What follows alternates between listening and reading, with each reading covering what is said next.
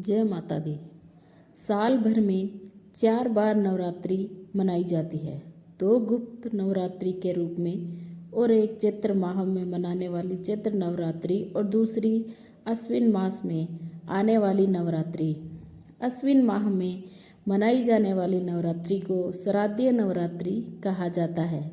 इसकी शुरुआत अश्विन मास के शुक्ल पक्ष की प्रतिपदा तिथि में होती है।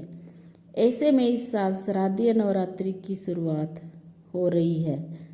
नवरात्रि में भक्त माता के 9 रूपों की पूजा करते हैं और कई लोग इस दौरान 9 दिनों तक व्रत भी रखते हैं। माता दुर्गा के 9 रूपों की पूजा करने से जीवन में सुख समृद्धि आती है और उन्नति के मार्ग प्रशस्त होते हैं। नवरात्रि हिंदू धर्म के मुख्य त्योहारों में से एक है।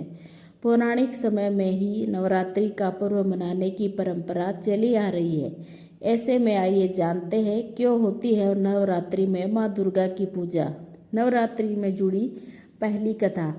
हिंदू धार्मिक ग्रंथों में देवी दुर्गा और महिषासुर की कहानी का उल्लेख मिलता है।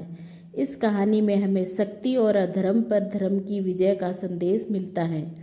इस कहानी के अनुसार महिषासुर नाम का एक शक्तिशाली असुर अपनी शक्ति के नशे में चूर होकर स्वर्ग और पृथ्वी पर अत्याचार करने लगा। महिषासुर ने तपस्या करके भगवान ब्रह्मा से आशीर्वाद प्राप्त किया कि कोई देवता, दानव या मनुष्य उसे मार न सके। देवताओं ने उसके अत्याचारों से मुक्ति के लिए भगवान ब्रह्मा, विष्णु और शिव से प्रार्थना की। इसके बाद तीनों देवताओं ने अपनी शक्ति से मिलकर देवी दुर्गा को प्रकट किया। इसके साथ ही माँ दुर्गा को अपने श्रेष्ठ अस्त्र दिए। इसके बाद महिषासुर और देवी दुर्गा के बीच भयंकर युद्ध हुआ। महिषासुर ने कई रूप बदले, लेकिन देवी दुर्गा ने महिषासुर के सभी रूपों को हरा दिया। युद्ध के अंत में माँ दुर्गा ने महिषासुर का वध कर दिया। ऐसा माना जाता है कि देवी दुर्गा ने महिषासुर के साथ 9 दिनों तक युद्ध किया और 10वें दिन महिषासुर का वध कर दिया। विजय के उपलक्ष्य में देवताओं ने माँ दुर्गा की स्तुति की, उन्हें महिषासुर मर्दिनी नाम दिया। आज भी नवरात्रि के 9 दिनों में माँ शक्ति की पूजा की जाती है। नवरात्रि में जुड़ी दूसरी कथा।